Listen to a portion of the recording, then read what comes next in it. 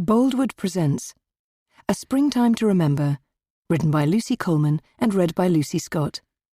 The moral right of the author has been asserted. This performance is owned by Boldwood. Part 1. March 2018. Chapter 1. When Fairy Tales Come True. Once upon a time there was a little girl who had a very big dream. How big? Little Maisie stares up at me questioningly. Surrounded by a mantle of shadows in the darkened room, only the tiny shaft of light seeping in from the landing allows me to see her baby blue eyes. She's determined not to give in to sleep, but it's obvious she's fighting a losing battle.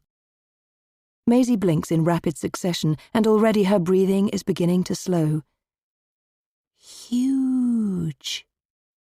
The sound of my soft whisper fills the air, and she promised herself she would never, ever let anyone deter her from trying her hardest to make everything she wished for come true.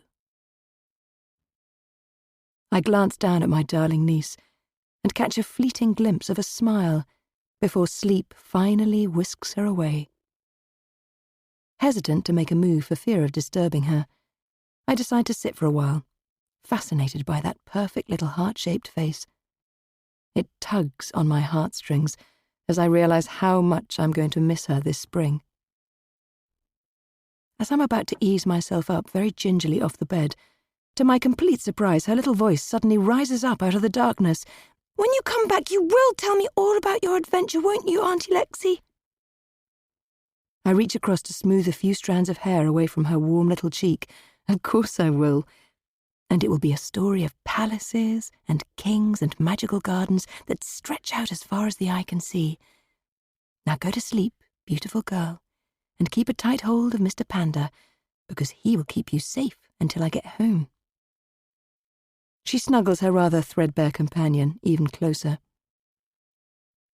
Stooping to plant a kiss on her forehead, I notice she's fallen back to sleep. It's hard not to feel sad, because when I return, she'll probably have grown another inch, and I will have missed so much. Even a few months can see so many changes in a 5-year-old, and she's growing up way too quickly. Maisie is an old head on young shoulders, and takes after me, rather than my sister Shelley, much to Shelley's annoyance. I creep out to find my older sister in the kitchen, sitting at the breakfast bar, leisurely reading her Kindle. "That was quick, but Maisie was exhausted. Swimming always has that effect on her. She's going to miss you, you know." Shelley holds up her empty coffee mug and shakes it at me. I nod, sinking down onto the stool next to her as she jumps up and heads in the direction of the coffee machine. "I know she's only a phone call away, but it won't be the same. She's my little buddy. You made a special one there, sis." Shelley laughs. "Well, I might not have attained the lofty heights of ambition and fame that my baby sister and my older brother have, but this is the life I wanted, so I'm happy." I studiously ignore the reference to our estranged brother Jake.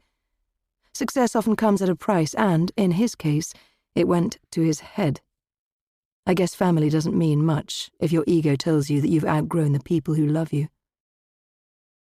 Reining in that little surge of anger his name always invokes, I watch Shelley as she moves around the kitchen. With baby number 2 due in 7 months' time, she's in her element. I know she's impatient, ticking off each precious day on her calendar at the thought of giving Maisie a sibling. Shelley is a mini version of Mum, whereas Jake and I take after our late father Paul. Chrissy, our mum, has always been the rock of the family, because Dad was often away travelling, or home working late in his study. They were a team, though, and she was a bigger part of his success than most people realise. And because they were both happy in their respective roles, I can't remember them ever having a cross word. Dad was someone who grabbed every opportunity and was determined to live his dream. Was he a little self-centred? Well, yes, I suppose he was, because as soon as he was away, it was as if we didn't really exist for him. But on his return, Dad would thrill us with stories that captured our imaginations and fired our enthusiasm. Dad was lauded as one of the top wildlife photographers of his generation, and he lived for the thrill of capturing that perfect shot. With a long list of magazine articles and natural history programs to his credit, he was always in demand.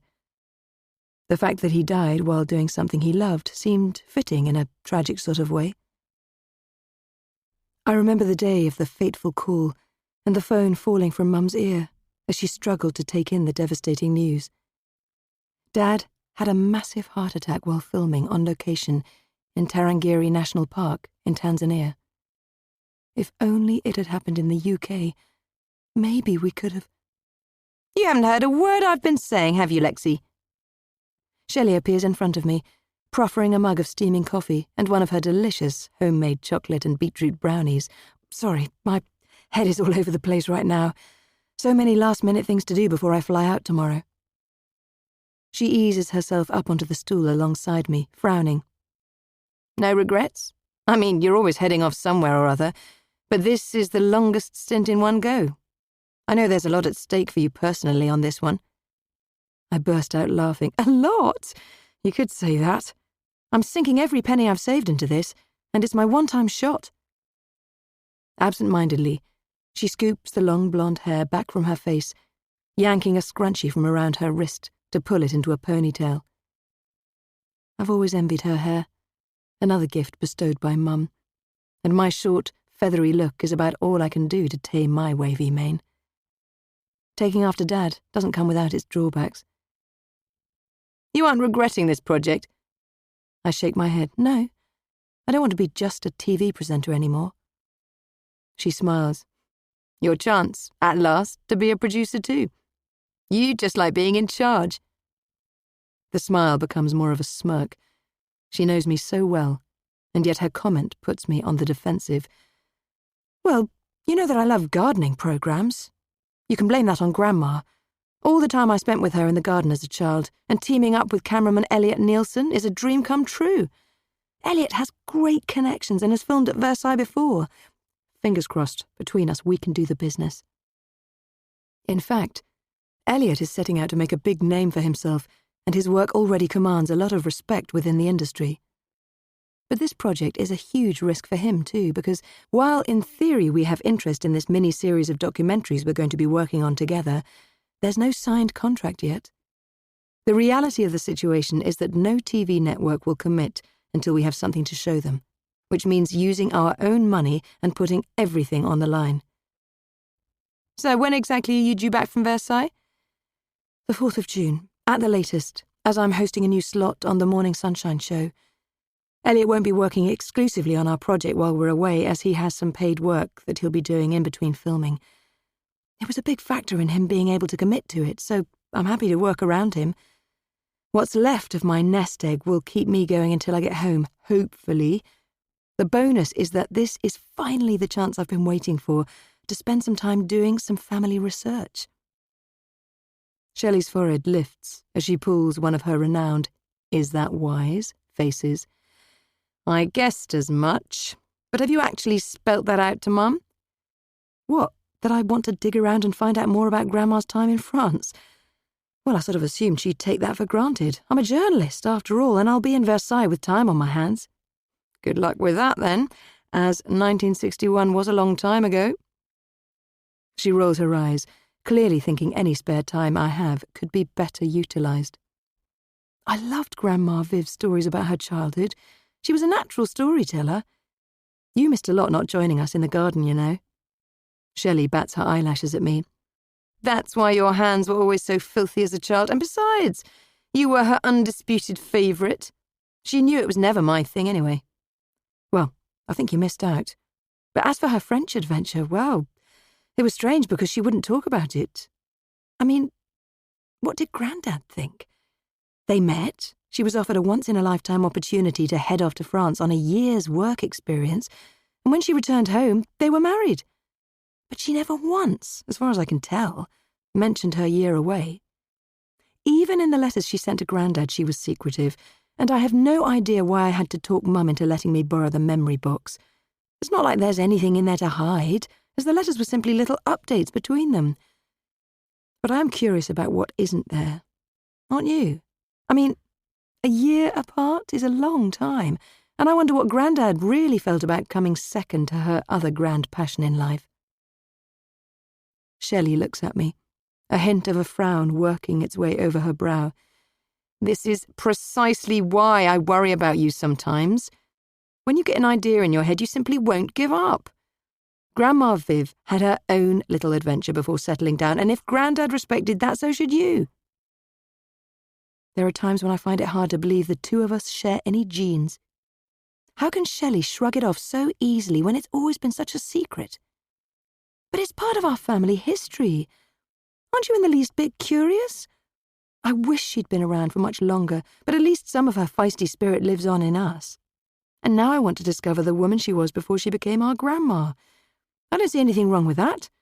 Her passion for horticulture never left her, but she turned her back on what could have been a very promising career for the love of one man. Don't you think that's an interesting story? See? You're thinking of making a documentary out of it already. You and Jake are just like Dad. That drive is all well and good, but don't you ever long to switch off that mind of yours? Or simply let something be because some things aren't meant to be aired to the world? Exasperation is making the pitch in Shelley's voice rise up a level. Don't you want a husband and a Maisie of your own one day? She'd love a cousin at some point in the not-too-distant future, and if that ends up being from Jake, then I doubt they'll ever meet. I'm pinning my hopes on you, Lexie. The look she gives me feels like a reprimand. I love being an auntie because it's the best of both worlds. I get to enjoy and spoil her, then hand her back. I give Shelley a grin. So, you're not missing the gorgeous Will, then? All my boyfriends seem to come and go, but that's life. The initial buzz just fades away with time, or it always has so far anyway. No. It was fun, though, for a while, but seriously, Will works hard but parties even harder, and I have more important things on which to expend my energy. The look my sister gives me is full of disapproval. Tick-tock, Lexie, you're 30 next year, and that's a big deal, whether you want to acknowledge it or not. I just worry that you're sinking everything into this project, and what if it's not quite what you hope it's going to be? Just like Mum. Stop worrying about me. I don't need a man in my life right now. I've never found one quite like your Drew. Maybe one day I will, but in the meantime, I'm not going to wish my life away. If the right one pops up and grabs my attention, then fine. But this project is my baby, and I'm going to nurture it every step of the way, like the fussiest of mothers. Shelley throws her hands in the air. You're a lost cause. What is it with this family? Am I the only one who inherited anything at all from our mother? I lean in to throw my arms around her. Don't think I don't appreciate that you always have my best interests at heart, or that you give it to me straight when you're worried. But this is my dream, and I'm fed up of people holding me back. I mean, I'm not saying that's what you're doing, but after the thing with Jake, being sacked by one's own brother was beyond humiliating. He never even asked for my side of the story, and when your own flesh and blood gets rid of you without a second thought, well, everyone around you tends to think the worst. She sighs, looking into my eyes, and I know deep down she understands. It closed a lot of doors, but you've made it, Lexie. People recognise your face everywhere you go, and you are a daytime TV star. What more could you possibly do to prove yourself? At some point, you need to relax a little. Standing still isn't an option, Shelley. I want to show everyone that I have what it takes to be a producer. And besides, this won't be all work. I'm going to immerse myself in the French way of life, and you know that old saying, a change is as good as a rest. Versailles, here I come. Chapter 2. The birds are singing and life is good. Standing here in front of this pretty little cottage, its pale grey paintwork, with the tiniest hint of blue reflecting that rustic French vibe, I take a moment to gaze up at the facade of my home for the next few months. It's every bit as quaint as it looked in the photos on the agency website, and I couldn't be more delighted. It's one of 6 mews cottages clustered around a beautiful and very old cobbled courtyard. With 2 cottages on each of the 3 sides facing the entrance, It's a gated community in miniature, hidden away behind a row of 4-story buildings with shops and offices at ground floor level and apartments above. The buildings act as a welcome sound barrier, given the proximity of the bustling Avenue de Paris, the central artery of 3 main thoroughfares leading to the iconic Palace of Versailles. The entrance to this very secluded hideaway is 2 enormous, ornate metal gates sandwiched between a charming little café and a boulangerie. It couldn't be more perfect, or more enchanting, and is an oasis of tranquility just meters away from the busy chaos of the streets. Number 6, La Cour Céleste, abuts the high wall that runs behind the rear of the properties on the main road, and, whilst rather modest in size, these wonderful little cottages have the feel of robustly built and characterful stone houses in miniature. Each property has a golden emblem set above the front door, based on a celestial theme. Number 6 has a star. The others feature the sun, a moon, a planet, an angel, and a king's crown. The latter, no doubt, a reference to the Sun King himself, Louis XIV. There are no delusions of grandeur because of the simplicity of style, but at 3 stories high, and with a trademark grey slate, mansard-style roof, often referred to as a French roof, the 4 sloping sides do make it rather whimsical. 3 elaborate dormer windows with the traditional lead dressings make the scale pleasing to the eye. It's not just a roof, it's a statement, and one repeated throughout the city of Versailles. The ground floor frontage of number 6 comprises an integral garage, next to which is a storage facility accessed by double wooden doors. A few feet the other side of that is the entrance, a standard rectangular building face-on. Inside it only extends back the depth of 1 room, albeit generously sized. The lintels and reveals around the garage doors and windows have been fashioned from huge pieces of stone and are beautifully preserved. The whitewashed stonework contrasts nicely with the soft colours of the paintwork, and the attention to detail adds to the overall charm. None of the other properties have a garage, I'm surprised to see, but mainly because there are 4 raised flower beds housing manicured shrubs and a couple of medium-sized trees. 3 of the properties have weathered metal chairs and bistro tables in front of them, and, together with the greenery, it feels neighbourly and well-loved. I'm tempted to check out the garage first. Grateful, I went for a smaller, economy hire car, which I hope will fit easily inside. Street parking is notoriously difficult, so close to the palace. The taxi had to double park while I popped into the boulangerie to collect the key and the entrance code for the gate. Instead, I turn the key in the front door and lug the 2 suitcases inside. After more than a year of planning, it's all suddenly happening, and it's hard to take it in. I'm buzzing with optimism, and I can't wait to get started. But first things first. I realise I can only carry 1 suitcase up the stairs at a time. Just as well I sent the taxi driver away, as 2 of us wouldn't have fitted into this tight space anyway. But what it lacks in size, it makes up for in cuteness. Easing the first suitcase around the sharp turn in the stairs, I hold in my elbows as I push through into the open-plan living area. With beautiful old sash windows to the front and rear elevations of the room, it's wonderfully light, and while the kitchen area in the far left-hand corner is compact, it's perfectly adequate. Placing my heavy load down on the floor, I stroll across the room to gaze down onto the courtyard. It feels peaceful and rather decadent. With all the windows closed, there's hardly any sound from the traffic at all, with only the noisy wail of a siren in the distance disturbing the peace. Glancing around at the other properties, I have no way of knowing whether any of the other 5 cottages are occupied or not. Maybe they're private holiday homes rather than rentals. They have all been sympathetically maintained as beautifully as this one, and in keeping with their character. Registering the aged parquet flooring beneath my feet, I turn around to take in every detail of the room. With a double sash window above the garage and a single above the front door, the amount of light helps to make the space feel a lot bigger than it is. The only drawback is that when I stare out, I'm looking directly at the 2 cottages on the opposite side of the courtyard. Note to self, I say out loud as I retrace my footsteps to retrieve the second suitcase. no walking around naked. In the centre of the room, there are 2 3-seater sofas facing each other, to the right of which is a charming alcove with an inset, bespoke cupboard. It follows the general rustic style of the cottage and has been hand-painted, many times probably over the years.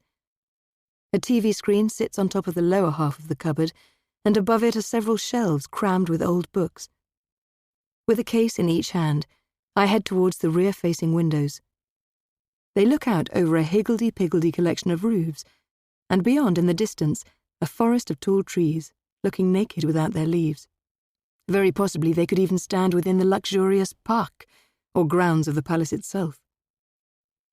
Part way along the wall to my left, the kitchen area comprises 1 double-base sink unit sandwiched between an upright fridge freezer and an oven and hob, in front of which is a generously sized table and 4 chairs. A range of wall units in an off-white shaker style wrap around the corner section and tie in well with the design of the alcove cupboard on the opposite side of the room. The staircase spirals upwards, disappearing into a shaft of brilliant white light. The metal steps are much wider than they look in the photographs on the website, which is a relief, although I climb them rather gingerly, my hands full. Looking upwards, I see above my head a vaulted ceiling with a large Velux window. Despite the chill in the air, the sun is making a bold appearance and streaming through. Little particles of dust kicked up by my feet are like a shower of tiny confetti. Surprisingly, it's not quite as cramped as I'd feared, and the light from above filtering into the small square landing makes a huge difference. It's usually wasted space anyway, I muse as I'm faced with the choice of 2 doors. The one to my left is partly open, and I nudge it back with my foot. It turns out to be a reasonably sized, elongated bathroom, with a rather grand reclaimed slipper bath, a toilet and a hand basin. There's also a half cupboard set into a recess next to a dormer window. When I stoop to open the doors to the cupboard, I'm surprised to see there's a washing machine inside. Well, I guess I won't want for anything while I'm here, but a shower would have been handy. Guess I'm going to have to factor in a little more bath time every morning, as you can't possibly slip into such a grand old bath with anything other than a little pampering in mind. I head back out onto the small landing area to check out the door directly in front of me.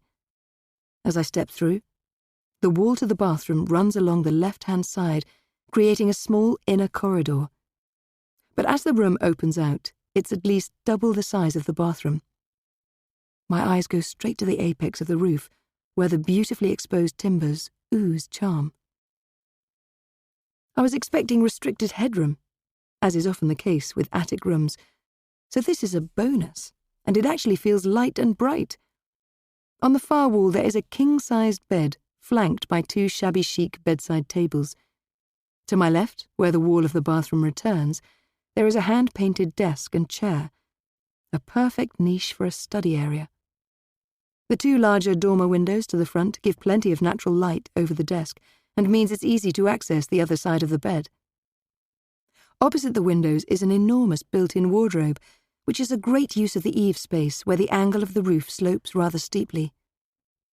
The paintwork in here is a very soft blue, and the walls plain white to match the bedding. It's simple, and it works. Slipping off my shoes and leaving them next to the suitcases, I head back to the bathroom, the old oak floorboards creaking slightly beneath my feet as I walk. What I already love about this place is that it isn't full of things. There are no ornaments cluttering up the space, and yet it feels so welcoming. Simple country charm at its very best, with a hint of elegance. And it's all mine for the next 3 months. Throwing my arms around my body, I hug myself tightly, letting excitement wash over me. This is the culmination of a dream I've had for a very long time, and, for all my bravado and gritty determination to succeed, I needed a place to stay that felt special, like a home from home. The moment I saw the photos of this place online, it was calling out to me, and now I'm here, it feels so right. I find myself wondering if Grandma Viv stayed in a little place like this back in 1961. Wouldn't it be wonderful if I could find where she lived during that year and trace her journey? I smile to myself as thoughts of her begin to fill my head. As I lean across the bath to swing open the window, aside from a very low hum of traffic in the background, all I can hear are two birds in one of the trees in the courtyard. They are singing their hearts out and taking it in turns, as if in conversation. The birdsong soars and dips quite magically, and it makes my heart skip a beat. It's full of hope, excitement, and promise. This is my destiny, I'm sure of it. Being here in Versailles, fulfilling a long-held dream, I can already feel the history of this city pulling at me from all directions. Is this what Grandma Viv felt when she first arrived here? And why does she never speak about it? Hey, Lexie. How are you doing? I'm here at last. You all settled in? It's Elliot, and it is a bit of a relief to know he's arrived safely too. Yes, it's a brilliant little place and a gentle stroll up to the palace. Great. Sounds perfect. How's the hired car? I can hear a teasing smile coming through in his question. My brand new soft top is a great little drive, actually. I've already taken her around the block, and thank goodness I didn't get anything bigger, as the garage is tiny. How's your apartment? Elliot does a lot of work for a French company whose offices are in Paris. It's only the fact that he has contacts from a video shoot he did inside the Palace of Versailles 2 years ago that persuaded them to get on board with our own project. They are so notoriously reluctant to let cameras in that I'm still keeping everything crossed nothing goes wrong and no one changes their mind. It's splendid. I'm probably 10 minutes away from you. It's a new complex off the Avenue de Sceaux. It has a huge TV and surround sound, so I'm happy. Suddenly there's a loud, ear-shattering sneeze. Sorry, this damn cold is a real pain, he adds. I laugh. Well, I hope the sunshine clears it up quickly. At least it's warmer here than in the UK, and nowhere near as damp. We can't have you sneezing while filming. No news from anyone? I asked tentatively. News? I mean, anything from your contact at the palace? No. I wasn't expecting to hear anything. They're awaiting our draft schedule for approval prior to our first meeting, though, so you and I need to sit down and thrash out that as quickly as possible. I've been in contact with Cameron and confirmed the dates that he's available too. Screwing up my eyes triumphantly, I silently fist-pump the air. Cameron Davies is our sound man, and, although I don't know him very well, he's worked with Elliot several times in the past. It's all looking so promising, but I won't believe it until I'm standing on the terrace at the rear of the Palace of Versailles and gazing out over the famous Grand Canal, a folly only King Louis XIV would have been bold enough to commission. Right. Dinner is on me tonight, he adds. I can hardly hear him over the excitement buzzing in my head. There are so many reasons this could be life-changing. Firstly, if this project takes off, I transition from simply being a presenter to becoming a producer making programs about topics I find truly inspiring. Secondly, I get to savour the delights of Versailles in springtime. And last but not least, I might discover what Grandma Viv did while she was here. As she always said, life should be lived to the full. My father's success tended to overshadow everything in our family, although as the years passed it became very apparent that Jake intended to make his mark in a big way. But Grandma Viv was the one who kept drumming into us girls that we should chase our dreams too. Fearing, I think, that with two very strong and at times warring males in the house, our successes wouldn't get a chance to shine. Success comes when it comes, but only after an enormous amount of hard work and application, she explained. If it comes easily, then it usually doesn't last very long. In my experience, women often have a harder battle to prove themselves, but then times have changed for the most part. She reflected once, rather wistfully, I thought at the time. It made me wonder if she had fought and lost a battle of her own at some point. When your chance comes, just grab it, Lexie.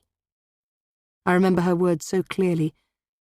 It was the summer of my final exams, before I was hopefully starting college, and I was filled with anxiety and self-doubt. Like you did, Grandma? I asked her, eager to hear more about her own experiences. She smiled at me then. I don't regret one single second of my life, the good or the bad.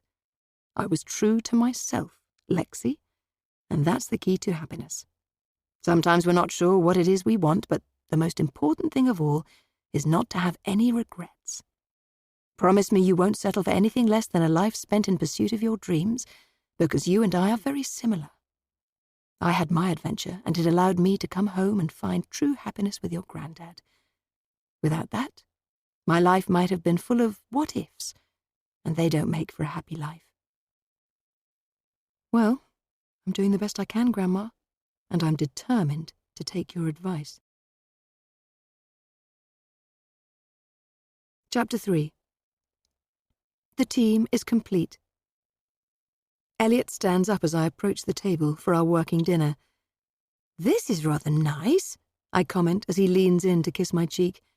"How's the cold?" "Better, thanks. It's left me with an annoying cough, though. I'm sneeze-free now, thank goodness." A waiter appears at my side to seat me at the cosy little table for two, before Elliot even has time to step forward to pull out my chair.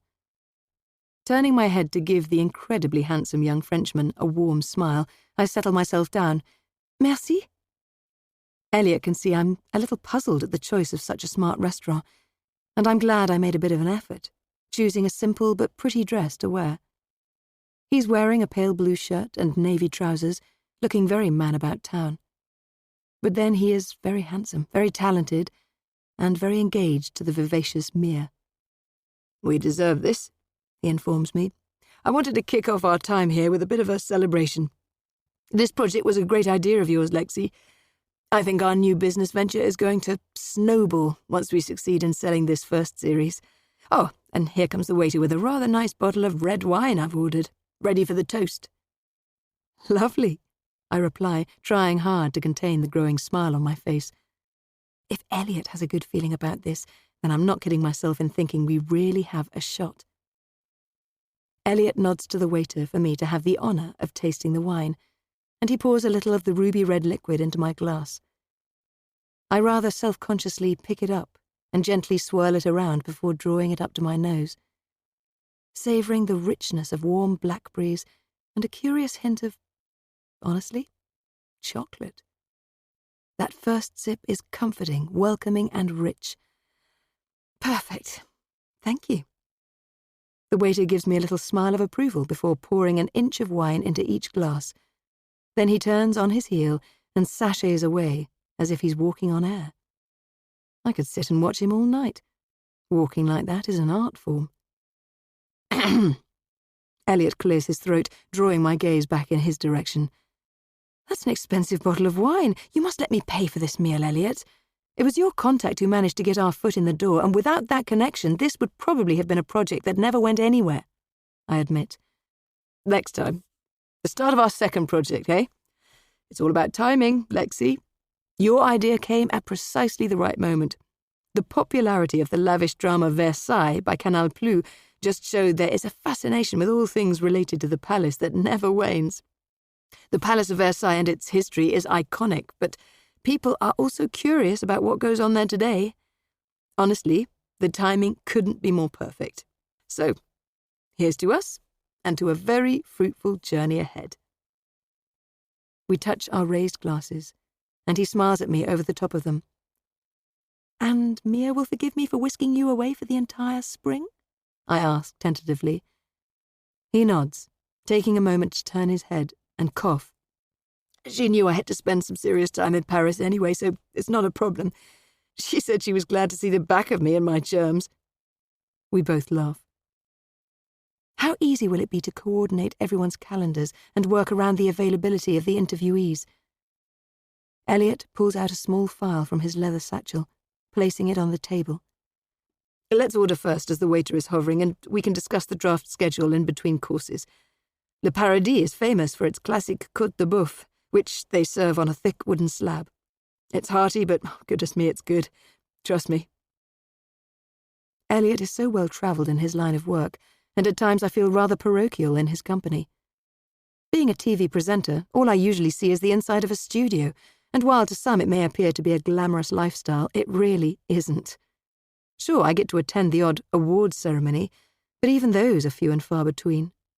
By comparison, He's used to restaurants as smart as this and seeing sights around the world I can only dream about. Maybe if our joint project is a success, then who knows what the future might bring. As Grandma Viv said, the only limit on how far a person can take their dream is the limit they set themselves. After another long and busy day, I now have the task of pulling together the draft schedule based on my conversation with Elliot last night. We need to have the first official version thrashed out, ready to email across in advance of our meeting at the Palace tomorrow. The sound of tinkling chimes sets me scurrying for my phone where I see it's Shelley calling, and a welcome face comes into view. "Hi, Maisie. How are you, my darling girl?" "Good, thank you, Auntie Lexie. Missing you. I wanted to see where you're staying. Mummy said I could." "Let me walk you around the cottage. Hang on. I'll take you over to the window to show you the little courtyard at the front." I stride across and turn my phone to slowly pan from left to right. "Oh, Auntie Lexie, that's so pretty. I wish I was there with you." Her voice drops in pitch, rather glumly. When I turn the screen back around, she's looking decidedly grumpy. "I'll send you photos, I promise, so you won't miss a thing. Here, let me show you the living room behind me. I've turned the table into my desk, though, so it's a bit messy. Lots of paperwork. How was school today?" "Good. We had strawberry shortcake for pudding," she enthuses, her eyes shining again, and I start laughing. "Well, lucky you." Shelley appears in the background, leaning in to see what's on the screen. "Tea's ready, Maisie. I need to have a quick word with Auntie Lexie, so say goodbye."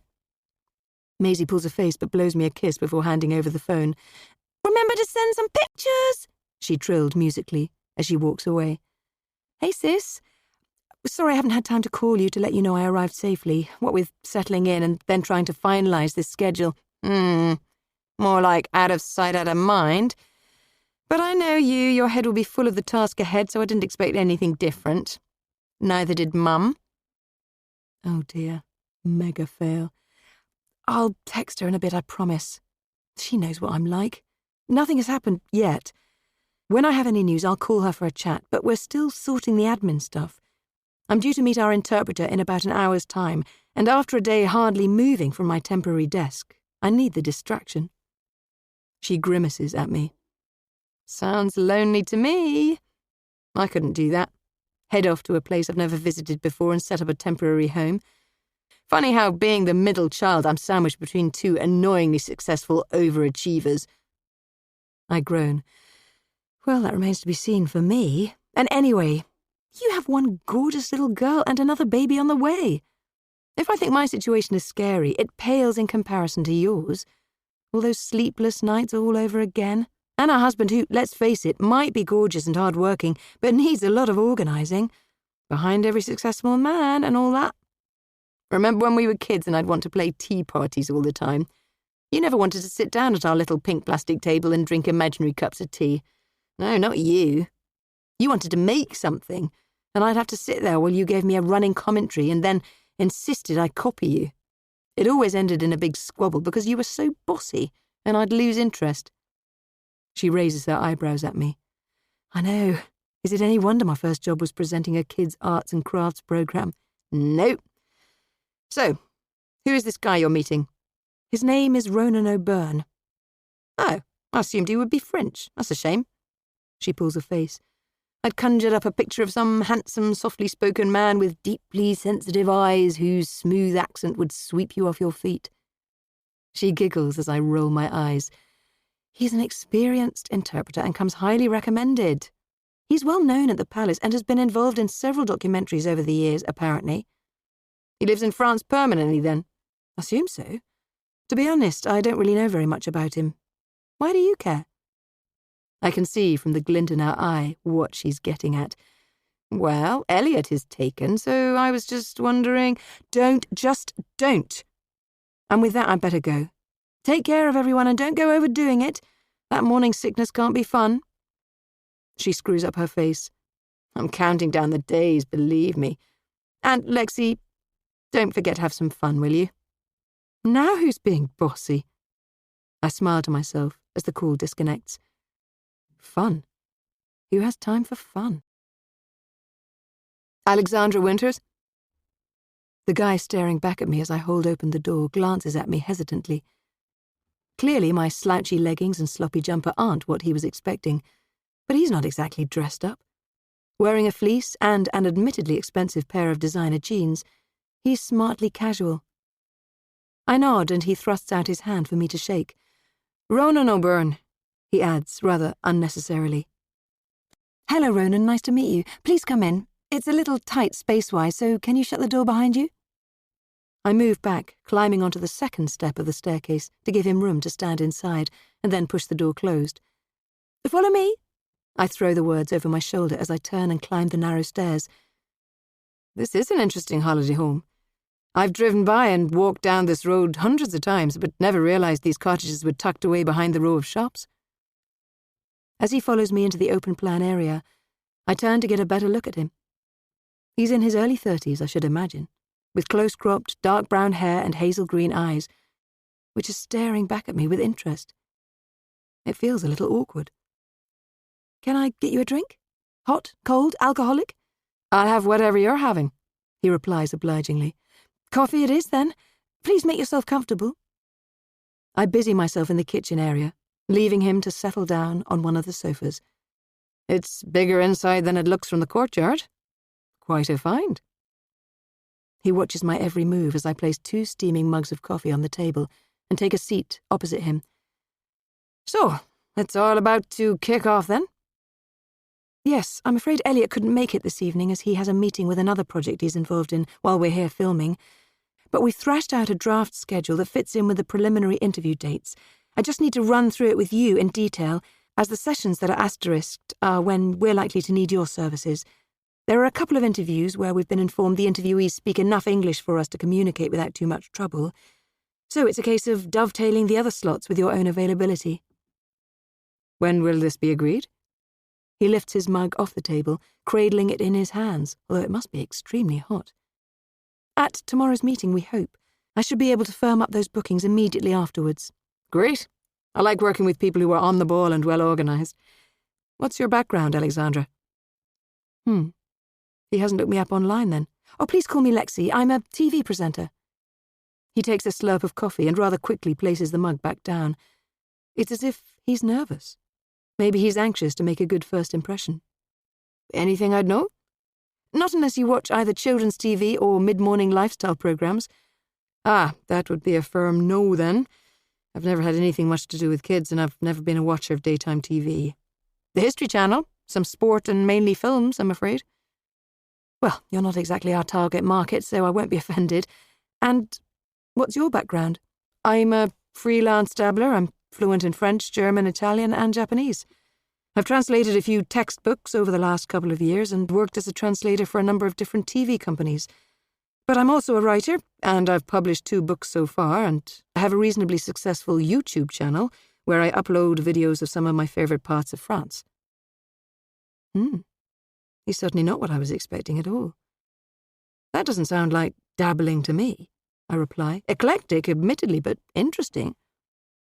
Ronan throws his head back and laughs. "Well, if you listened to my mother, she would say I gave up a perfectly good career to dabble, and she isn't impressed. The term is hers, because she's hoping to shame me into getting my act together again." I found myself laughing alongside him, and he is charming in a sort of disarming way. A lot of what he says is accompanied by either a deadpan look or a cheeky grin. And it's becoming clear with every word he says that he doesn't take himself very seriously at all, which makes him even more likeable. Well, my late father was an internationally acclaimed wildlife photographer and filmmaker, and my brother Jake is a successful producer living in Los Angeles. So, I know a little bit about the struggle to find your niche. Struggle? Niche? Maybe that's where you're going wrong. Who wants to be pigeonholed? Life's too short for that, I've discovered. It's all about the adventure. I wasted a good few years trying to please other people and making myself miserable. If I ended up having to focus on just one thing now, it would probably drive me crazy. Oh dear. I can't help worrying that perhaps this means he's a little flaky. I look up and realise he's staring at me. Don't worry. Interpreting is something I really enjoy. No 2 days are ever the same. Plus, I know my way around the palace and I'm on nodding terms with a lot of the staff. We sit in silence for a few minutes, sipping our coffees, and then I stand up, beckoning him over to the table at the kitchen end of the room. Right, let's look over this schedule then. Disconcertingly, I notice he hasn't brought a diary with him. But as soon as we sit down, he pulls his phone out of his shirt pocket and begins looking at his electronic calendar.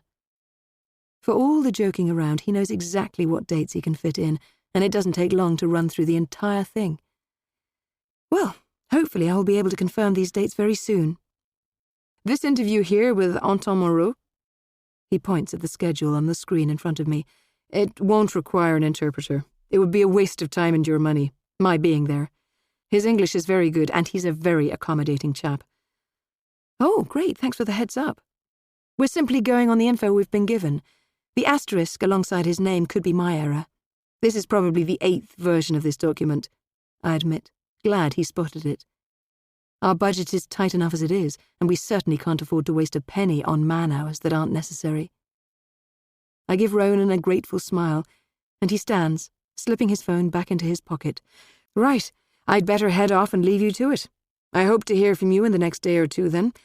Looking forward to working with you, Lexie, and to meeting Elliot. You too, Ronan. I'll see you out. We shake hands, and I feel sure we're all going to work well together as a team. I was expecting a serious academic type, but he's far from serious. In fact, he's left quite an impression on me, to the extent that my heart is thumping in my chest. Calm down, Lexie. That little voice of reason worms its way into my head. Yes, he's good-looking and intelligent and interesting, and maybe he is going to be rather fun to have around. But you're here to work and you need to focus, even if he does promise to be somewhat of a distraction.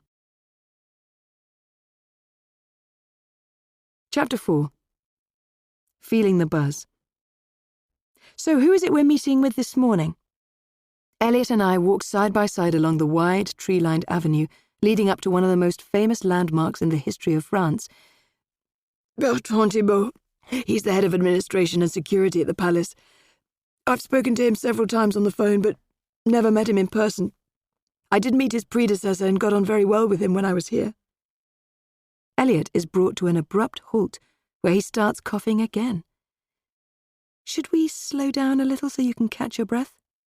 He shakes his head, walking on again. No, it's fine. It's worse early in the morning and late at night. Mia rang first thing, and she's hacking away like a smoker too. I hope you don't catch it. It could slow us down when filming begins.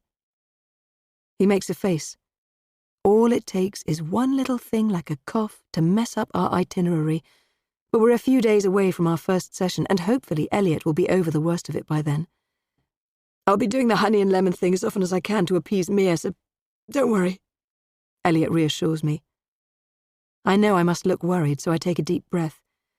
It's going to be fine. Will the meeting take place inside the palace? I ask, hoping he'll say yes. Well, not inside the main building itself, I'm afraid. We're heading up to Les Halles de Ministre Sud, which is the first building on the left just inside the outer palace gates. We will also be introduced to Solange Ferrand. She'll be our on-site contact while we're filming.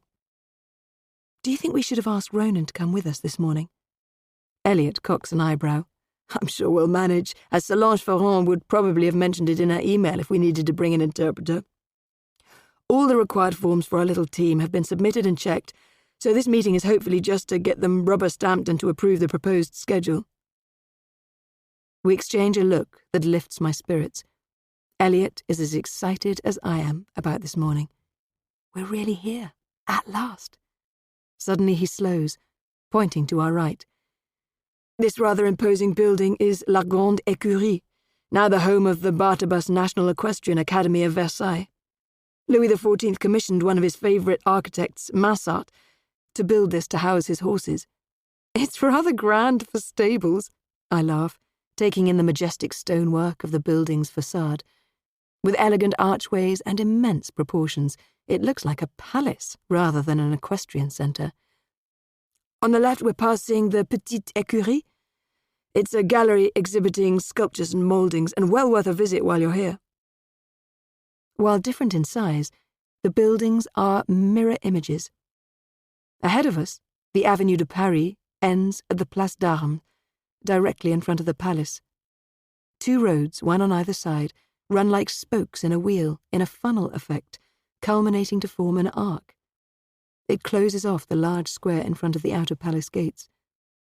As we draw nearer, an imposing statue of Louis XIV on horseback is set high on a stone plinth, the huge bronze commanding everyone's attention.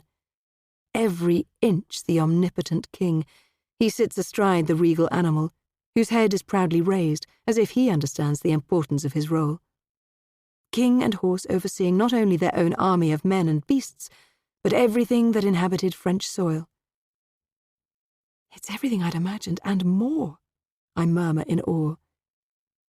Having studied so many of the books written about Versailles in preparation for this project, I wasn't expecting to feel so overcome with emotion. He was a man with an unshakable resolve. This area was designed to accommodate 600 horses, their riders, musicians, pages, and onlookers.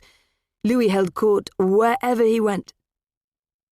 Eliot has visited so many times, and even now the awe in his voice is discernible. It's impossible not to stop in my tracks to gaze up at the statue and beyond, at the sheer spectacle in front of us. Louis looms large, his commanding image set centrally to the sprawling palace behind him.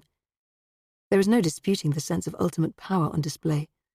Nothing is going to stop this man from turning a former hunting lodge, built on boggy, unwelcoming ground, into the most unbelievably decadent palace imaginable.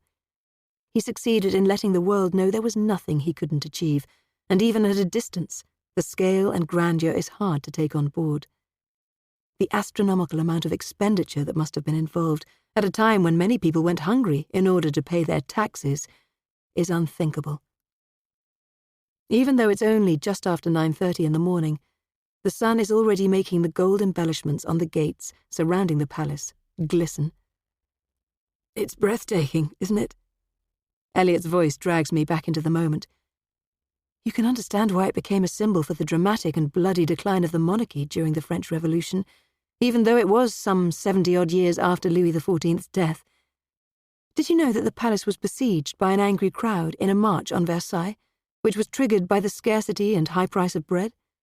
The then king, also a Louis, and his family were forced to return to Paris. The history books tell us how that ended, in front of the guillotine. As I say the word, it makes me shudder. All in the pursuit of elevating a man who believed he was untouchable. More than a king, even. A resolute power chosen by God. He built something of incredible beauty, admittedly, but you can understand the anger it generated. Eliot's words mirror my own thoughts. Beautiful, astounding, but at what cost simply to immortalize one man? Bold, audacious, visionary, and bordering on the impossible. Few dare to dream this big for a reason. We step through the outer gates, into an immense cobbled area. A large queue has already formed.